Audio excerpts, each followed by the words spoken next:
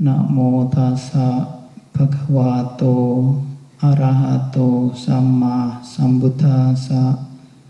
Namo tassa bhagavato arahato sama sambuddhassa. Namo tassa bhagavato arahato sama sambuddhassa.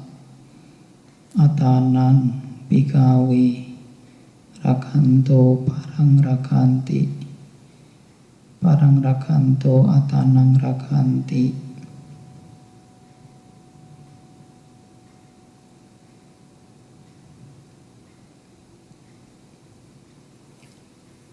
Bapak Ibu, Saudara, Saudari Sedama,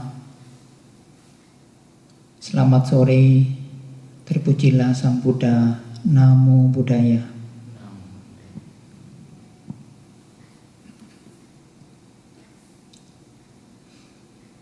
Bapak Ibu, Saudara, Saudari Sedama, pada kesempatan sore hari ini kita bersama-sama untuk melakukan perbuatan baik, di mana perbuatan baik ini mempunyai fungsi untuk membuat pikiran kita menjadi tenang. Mengapa saya katakan demikian? Karena perbuatan-perbuatan baik yang kita lakukan, saat kita lakukan, bahkan perbuatan tersebut ketika sudah lewat, itu pun ketika kita ingat, perbuatan-perbuatan baik itu membuat kita tenang, membuat kita bahagia. Nah, oleh karena itu, di kondisi yang kurang baik ini, ya, kita dilanda oleh penyakit wabah virus corona, di mana biasanya membuat kita ketakutan. Nah, virus ini memang membahayakan bagi tubuh kita, membahayakan bagi kehidupan kita. Oleh karena itu, dari pemerintah maupun organisasi juga menganjurkan supaya kita tetap waspada.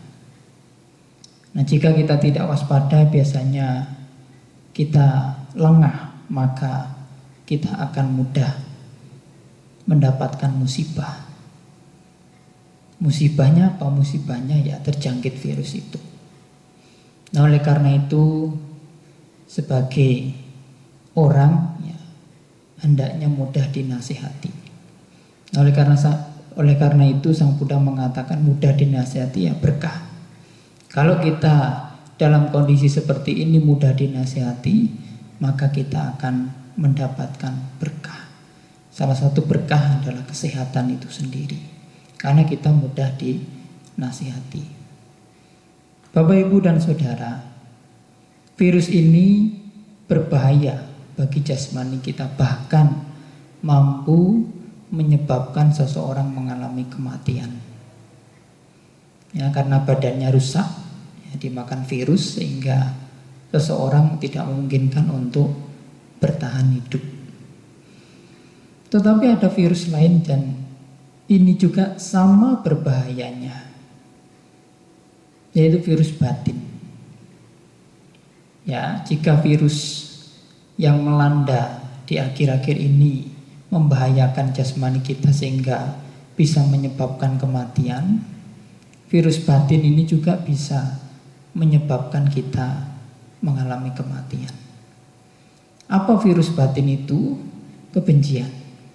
Kebencian itu mampu membuat kita mengalami kematian, bahkan juga orang lain mengalami kematian. Nah, oleh karena itu, pada kesempatan sore hari ini, tema yang akan saya bawakan adalah menangkal virus kebencian. Selain menangkal virus corona, kita juga perlu untuk menangkal virus kebencian. Nah, virus kebencian ini juga memungkinkan muncul setiap saat. Saat apa? Mungkin saja kita melihat orang-orang yang bandel, untuk diberitahu bahwa kita dianjurkan untuk tinggal di rumah, dianjurkan untuk berjaga-jaga, mungkin dianjurkan untuk ketika keluar membawa masker dan sebagainya. Maka kita cenderung kadang-kadang muncul perasaan tidak suka. Perasaan tidak suka ini bibitnya adalah kebencian. Nah, oleh karena itu Bapak Ibu dan Saudara, virus corona dan virus kebencian ini sama-sama berbahayanya. Mereka berdua juga mampu membuat kita mengalami kematian. Mereka berdua juga mampu membuat orang lain menderita. Mereka berdua juga mampu membuat diri kita merasa tidak bahagia. Nah, oleh karena itu, dua hal ini hendaknya kita harus tetap waspada. Memang di akhir-akhir ini kita dianjurkan untuk waspada supaya kita tidak terjangkit oleh virus corona. Tetapi kita juga harus waspada supaya kita tidak terjangkit oleh virus kebencian. Nah, kebencian ini bisa muncul karena biasanya perasaan-perasaan yang tidak menyenangkan ketika menyerang kita. Nah, perasaan-perasaan tidak menyenangkan ini biasanya mengganggu. Dan ketika mengganggu juga mampu mempengaruhi batin kita, sehingga apa? Kebencian itu muncul. Ya, jadi kebencian ini tidak kalah hebatnya, tidak kalah dengan yang namanya virus corona, yang dimana pada akhir-akhir ini telah menjangkit ya sebagian umat manusia. Nah, oleh karena itu Bapak Ibu dan Saudara, apa penyebab kebencian ini muncul? Kebencian muncul ini karena batin kita bodoh. Kalau kita tahu bahwa kebencian itu hal yang tidak baik, maka kita tidak akan mengembangkan yang namanya kebencian.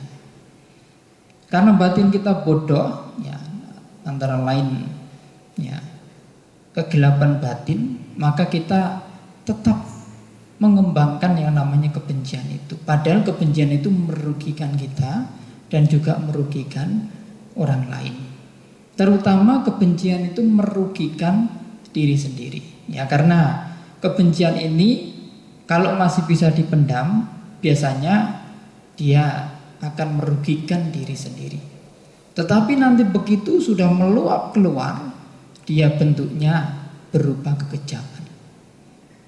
Ya, kekejaman dalam berucap, kekejaman dalam bertindak, bahkan bisa berujung pada kematian atau perbuatan yang tidak bagus yang merugikan orang lain. Memang kalau dilihat secara sepintas, kebencian ini merugikan orang lain. Tetapi sebelum kebencian ini merugikan orang lain, kebencian ini sebelum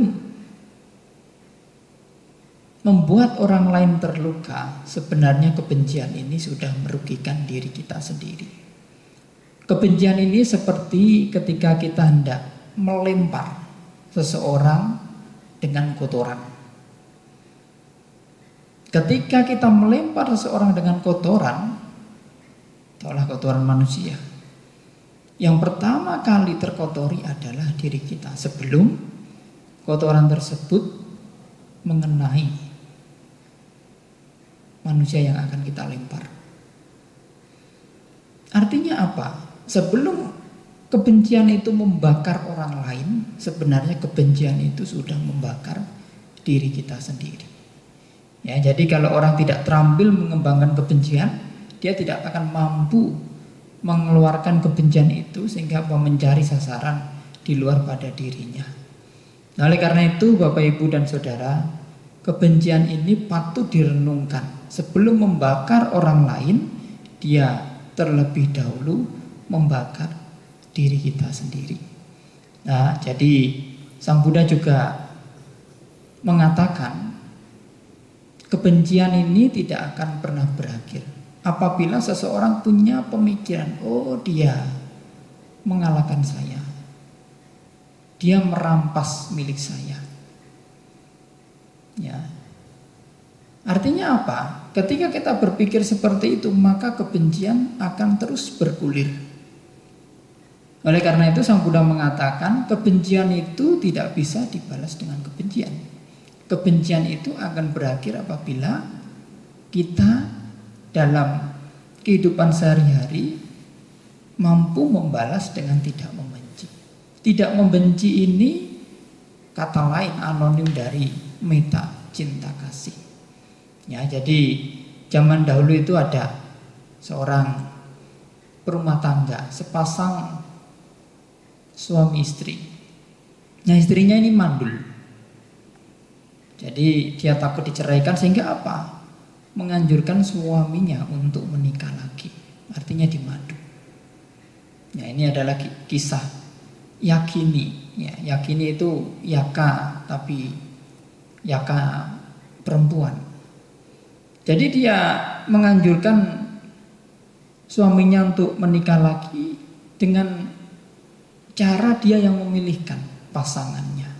Ya, jadi dia memilihkan pasangan, tetapi ketika dia sudah menikah, istri mudanya ini hamil, ya, mengandung, dia sangat ketakutan. Dia sangat tidak ingin, ya, perhatian suaminya itu dibagi dua. Nanti kalau takutnya kalau istri muda lebih diperhatikan daripada istri itu, daripada dirinya. Apa yang dilakukan? Sehingga dia mengirimkan makanan. Mengirimkan makanan supaya istrinya itu mengalami keguguran. Mengirimkan makanan yang dicampur dengan racun untuk supaya istri muda dari suami ini mengalami keguguran. Bahkan hal ini dilakukan hingga 3 kali. Oleh karena itu ketika kehamilan yang ketiga kali, istri muda ini secara diam-diam, tetapi walaupun dia secara diam-diam yang mengandung, tetap fisiknya akan kelihatan. Bahkan yang ketiga kalinya pun sama, ya. Istri yang tua mempunyai niat yang tidak baik. Nah, karena perbuatannya demikian, istri muda ini sebelum mengalami kematian pas mengandung waktu ketiga kalinya, dia punya pikiran sangat benci dengan istri suaminya yang tua. Sehingga apa? Kebencian itu dibawa hingga kehidupan yang akan datang. Dibawa, bahkan dikisahkan di situ mereka berdua terlahir sebagai ayam dan kucing. Ayam betina dan kucing. Juga terlahir sebagai rusa betina dan macan. Dan juga sampai terlahir sebagai seorang ibu rumah tangga dan seorang yaka atau seorang yakini, karena itu adalah perempuan. Nah, jadi di akhir dari kisah itu, perempuan yang terlahir sebagai ibu rumah tangga ini dikejar-kejar oleh yakini. Tetapi apa yang terjadi? Zaman itu adalah zaman Buddha Gautama. Ketika Sang Buddha memberikan khotbah, ya, banyak orang berkumpul, sehingga perempuan ini menggendong anaknya lari ke perkumpulan itu. Tetapi yakini tidak bisa lewat karena ditahan oleh dewa penjaga pintu. Pintu dari tempat di mana Sang Buddha dan para siswanya berkumpul. Nah, setelah dipersilahkan, baru yakini ini bisa masuk. Dan kemudian diceritakan bahwa kebencian yang kamu kembangkan, ya, kamu artinya yang kalian berdua kembangkan ini sudah lama sekali, bahkan sebelum saat ini, ya, dimana dulunya adalah sebagai keluarga antara istri muda dan istri tua, juga pernah hidup sebagai berlanjut ya. Kebencian itu berlanjut, pernah hidup sebagai ayam betina dan juga kucing, juga berlanjut lagi sebagai rusa betina dan macan. Nah, di situ adalah tanda bagaimana ketika kebencian ini kita kembangkan, kebencian ini terus membara. Nah, di situ Sang Buddha menasihati bagaimana untuk menghentikan kebencian ini dengan tidak membenci. Ya memang bukan hal yang mudah. Ya, ketika kita disakiti, ya, seperti yang saya katakan tadi, kalau kita masih berpikir disakiti, dipukul, dikalahkan, dirampas miliknya, kita akan terus tersakiti, kita akan terus benci terhadap orang yang melakukan demikian. Tetapi kalau kita berpikir sebaliknya atau tidak punya pemikiran seperti itu, maka kebencian itu akan berakhir. Nah, Bapak, Ibu, dan Saudara, yang perlu dicatat,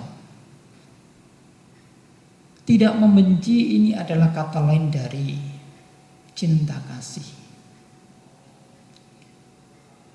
Anonim dari cinta kasih. Cinta kasih punya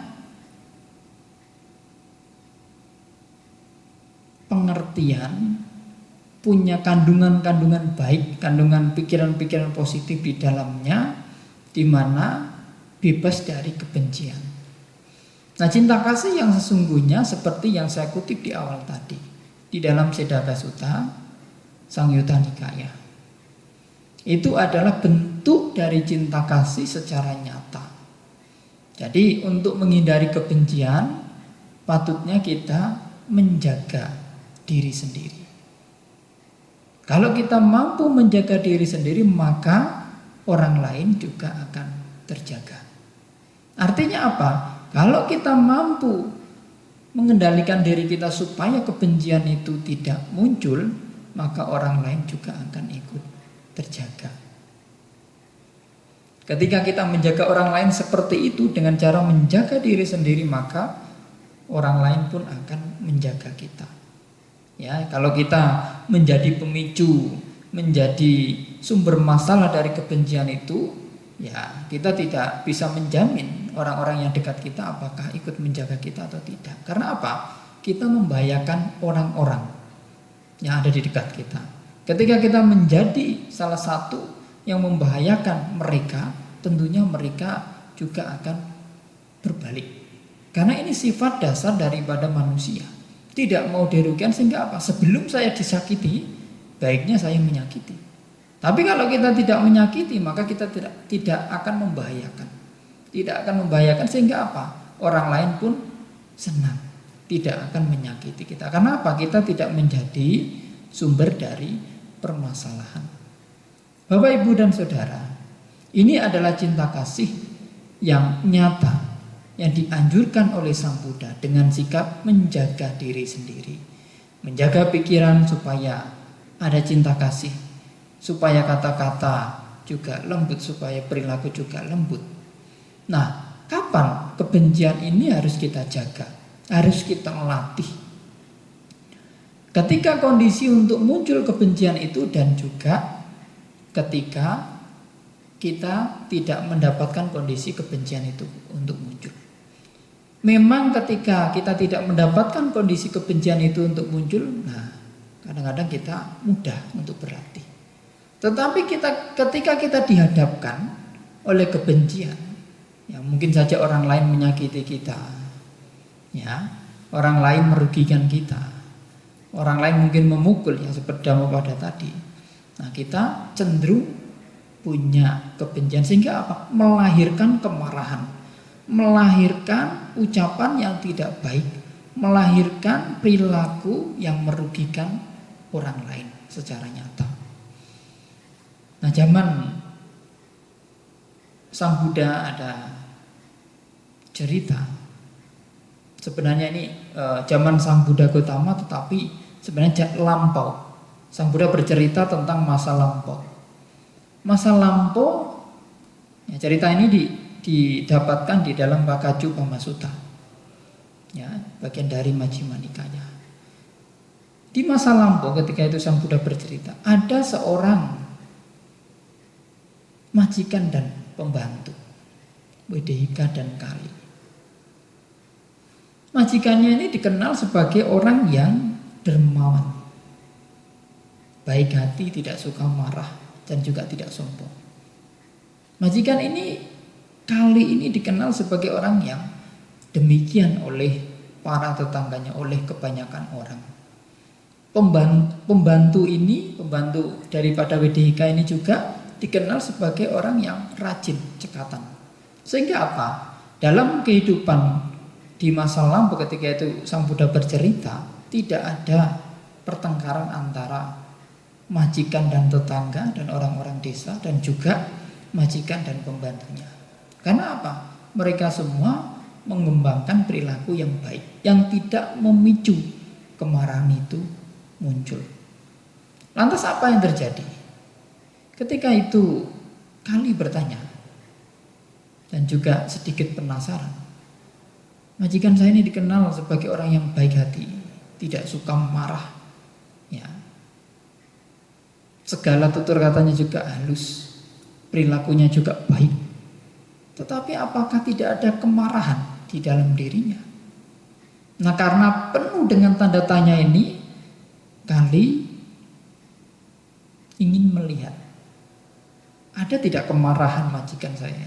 Jadi Kali ini ingin, bahasa umumnya ingin mengetes apakah benar sifatnya seperti itu ketika kondisi tidak baik, ataukah ketika kondisi tidak baik bahkan yang terjadi sebaliknya. Sehingga apa? Selama ini Kali dikenal sebagai orang yang rajin cekatan, ya, sebagai pembantu yang rajin dan cekatan, Kali suatu saat bangun terlambat. Nah, ketika mendapatkan kondisi seperti itu, majikan Wedehika ini menegur, ya, layaknya seperti bos-bos yang lain, dan memasang muka yang tidak enak, tidak sedap dipandang. Ya, tapi Kali tidak berhenti satu kali untuk melakukan, untuk melihatnya. Majikan saya masih ada kemarahan ternyata, walaupun tipis-tipis, ya, karena hanya melihatkan ekspresi dari muka masamnya. Sekali lagi dia mencoba untuk melihat, untuk mengetes majikannya itu. Ternyata yang kedua kalinya dia bangun terlambat, sehingga apa? Majikannya menegur dan kata-kata kasarnya keluar. Ketika mendapat kondisi yang tidak baik itu. Dan hingga 3 kali, ya, pembantu ini bangun terlambat.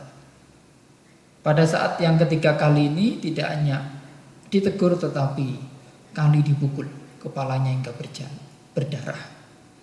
Pada saat itu Kali melihat bahwa majikan saya yang dulunya dikenal sebagai orang yang baik hati, dikenal sebagai orang yang lembut, yang tidak suka marah, ternyata masih menyimpan kemarahan. Kemarahan itu ternyata masih ada. Dan sejak saat itu majikannya dikenal sebagai orang yang pemarah. Ya, padahal kalau kita lihat, ya, berlatih itu sudah lama sekali, ya, dikenal sebagai orang yang baik. Tetapi ketika kemarahan itu muncul, begitu meledak, ternyata itu yang biasanya dikenal oleh banyak orang. Ya, memang ini kondisi sosial yang umum, ya. Ketika seseorang itu berlatih punya tutur kata baik selama 10 tahun, sekali saja dia mungkin saja terlena, tidak punya perilaku yang baik, nah itu kadang-kadang yang diingat oleh seseorang itu. Oleh karena itu, Bapak, Ibu, dan Saudara, mengapa kita penting untuk mengendalikan kebencian ini? Untuk berupaya supaya pikiran kita tidak punya kebencian di saat kondisi tidak menyenangkan itu menghampiri kita. Karena biasanya pikiran benci ini muncul ketika kondisi tidak menyenangkan itu menerpa kita. Semua latihan itu diperlukan ketika kondisi yang tidak menyenangkan itu menghampiri kita. Nah, itu kita bisa berlatih. Juga termasuk berlatih cinta kasih. Ya, cinta kasih ini bisa dimunculkan ketika kondisi tidak menyenangkan. Itu artinya apa? Kita masih bisa berpengendalian. Walaupun kita dirugikan, kita dikalahkan, dipukul dan sebagainya, kita masih bisa punya pengendalian. Artinya apa? Supaya latihan kita tidak sia-sia. Bapak, Ibu, dan Saudara, Sang Buddha pernah mengatakan bahwa seseorang yang mempertontonkan, di sini memang dikatakan kemarahan, tetapi kebencian itu kan melahirkan kemarahan. Orang tersebut jauh dari praktik. Ya, jadi kalau kita marah yang dilandasi dengan kebencian, dengan rasa tidak suka, itu sebenarnya kita sedang mempertontonkan. Kenapa mempertontonkan? Karena kebanyakan orang-orang yang di sekitar kita mesti melihat. Nah, ketika kita mempertontonkan kemarahan, perilaku yang tidak baik itu, maka kita tidak ada pada praktek. Kita tidak sedang melakukan praktek. Bahkan dikatakan lebih jauh, kita mengalami keruntuhan. Karena apa? Tidak ada kesabaran, tidak ada pengendalian diri. Selain itu, Sang Buddha juga mengatakan dalam Cula Kamma Vibhanga Sutta, kebencian yang melahirkan kemarahan, dan kemarahan ini karena rasa tidak suka, rasa tidak nyaman, sehingga jika perilaku demikian menghasilkan kama yang akan datang, cenderung mengakibatkan seseorang terlahir di alam neraka. Terus bagaimana Bante jika seorang tersebut yang menjadi korban kemarahan, artinya pelaku kemarahan itu terlahir sebagai manusia, dia mempunyai rupa yang tidak bagus. Artinya apa? Tidak sedap untuk dipandang. Nah, Bapak, Ibu, dan Saudara, setelah merenungkan bahwa kebencian itu sangat merugikan kita, kebencian itu sangat merugikan orang lain, bahkan membuat kita menderita, membuat orang lain juga menderita, membuat orang-orang yang ada di sekitar kita terganggu. Oleh karena itu, kita bisa mengendalikan. Caranya bagaimana? Dengan tidak membenci. Ini adalah anonim dari cinta kasih, yang memang tidak semerta-merta mudah untuk mempraktikkan ini. Tetapi bukan berarti tidak bisa. Ketika kondisi tidak baik itu menghampiri kita, kita tetap memiliki yang namanya kesabaran dan cinta kasih. Semua hal-hal yang buruk yang ada pada diri kita itu masih memungkinkan untuk kita praktikkan. Karena apa? Masih dalam jangkauan, masih dalam kapasitas dalam kehidupan kita yang harus kita selesaikan. Nah, oleh karena itu kebencian itu muncul dari diri sendiri. Siapa yang bisa mengatasinya? Tentunya diri sendiri. Para guru, teman-teman yang baik, orang-orang bijaksana hanya sebatas mengingatkan dan memotivasi. Bahkan Sang Buddha sendiri ya juga hanya sebatas guru, ya, yang mana mengajarkan bagaimana supaya kita tidak membenci. Ini loh yang harus kita praktekkan, ini yang harus kita tinggalkan, ini yang harus kita tekuni, ini yang harus kita untuk tidak kita tekuni, supaya apa? Kebencian itu bisa redam. Nah, Bapak, Ibu, dan Saudara, memang tidak mudah ya untuk berlatih tetap punya cinta kasih, punya kesabaran itu ketika kebencian itu menghampiri kita, ketika kondisi kebencian itu menghampiri kita. Tetapi dalam hidup ini sebenarnya kita ini bukan tidak bisa. Ya, kadang-kadang kita terbentur oleh sikap pesimis, di mana wah ini sangat susah. Kalau kita berpikir seperti itu, maka ya susah dalam kita menyikapi ketika kebencian itu muncul, ketika kondisi kebencian itu muncul untuk tetap memiliki cinta kasih. Tetapi kalau kita berpikir ini masih bisa saya selesaikan, ini masih bisa saya atasi, maka kita akan bisa mengatasinya. Oleh karena itu, yang namanya mengatasi hal seperti ini ya perlu berlatih. Tanpa latihan maka kita tidak akan bisa untuk mengatasi yang namanya kebencian, untuk mengatasi yang namanya pikiran yang tidak baik. Yang namanya latihan juga perlu proses.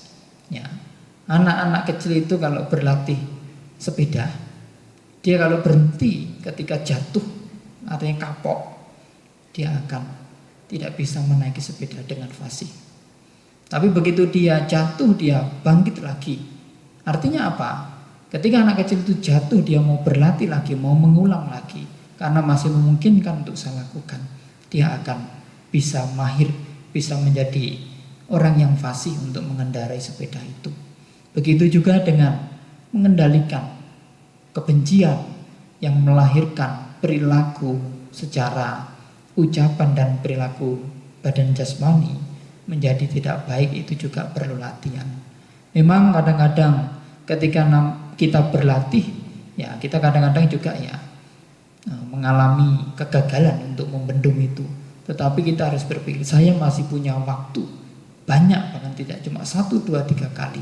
Banyak sekali waktu yang saya miliki untuk melatih. Ya, jadi jadikan pelajaran ketika kita gagal untuk punya sikap cinta kasih, ketika kebencian itu menerpa, maka kita bisa berlatih, mengulang dan mengulang lagi.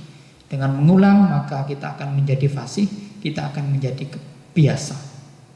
Dengan merenungkan, ya, yang namanya kebencian itu merugikan kita. Kita akan dijauhi oleh teman-teman, kita akan dicap orang yang tidak baik, kita akan dicap orang yang menjadi orang yang gusar, gampang marah, gampang memiliki kebencian. Nah, oleh karena itu Sang Buddha dan Subba pernah bercakap. Nah, Subba ini adalah putra Tudia, di mana percakapan ini terdapat di Subba Sutta, bagian dari Digha Nikaya. Ketika itu Subba memanggil Sang Buddha sebutan Banti. Banti, sebagian orang setelah mengalami kematian, setelah tubuhnya hancur dalam kehidupan ini, terjun ke alam menderita. Tetapi sebagian orang setelah mengalami kematian, setelah tubuhnya hancur dalam kehidupan ini, dalam kehidupan sebagai manusia ini, pergi ke alam bahagia, alam dewa. Apa penyebab dari dua hal ini sehingga seseorang setelah mengalami kematian terjun ke alam menderita, sehingga seseorang setelah mengalami kematian pergi ke alam bahagia? Nah, penyebabnya tidak lain dan tidak bukan adalah ketika seseorang itu terampil untuk berlatih dhamma. Ketika seseorang itu terampil untuk berperilaku baik, di situ ketika seseorang mengalami kematian, setelah tubuhnya hancur di kehidupan ini akan terlahir di alam bahagia. Dan juga sebaliknya, orang-orang yang tidak terampil untuk mengembangkan dhamma, untuk berlatih dhamma, itu setelah mengalami kematian, dia akan terjun ke alam menderita. Dengan ini maka menjadi jelas bahwa berlatih untuk menangkal kebencian, virus kebencian sangat penting. Supaya apa? Paling tidak kita bisa mengikis kekotoran batin kita. Sehingga apa? Sehingga kita bisa menjadi orang yang bahagia. Bahagia di kehidupan sekarang maupun kehidupan yang akan datang. Karena dengan mengendalikan, ya, dengan tidak punya, ya, kebencian, artinya apa? Kita berlatih supaya kebencian itu bisa diredam, bisa kita kendalikan. Di situ kita praktik dhamma. Nah, dalam hal ini tentunya tidak mudah, tetapi sekali lagi saya ingatkan, bukan berarti tidak bisa kita praktikkan. Ya, jadi menangkal virus kebencian ini juga tidak kalah pentingnya sama dengan menangkal virus COVID-nya, coronavirus yang menjangkiti sebagian besar umat manusia. Oleh karena itu, selain kita waspada, yang dimana pada akhir-akhir ini kita dilanda oleh bencana seperti itu, kita juga perlu waspada. Kebencian juga sebenarnya sudah mengintai kita.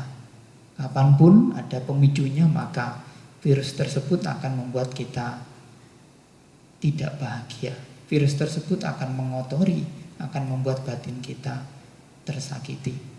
Oleh karena itu, Bapak, Ibu, dan Saudara, untuk menjaga supaya kita tetap memiliki pikiran cinta kasih saat kondisi-kondisi tidak menyenangkan itu menghampiri kita, ini sangat diperlukan dalam kehidupan sehari-hari.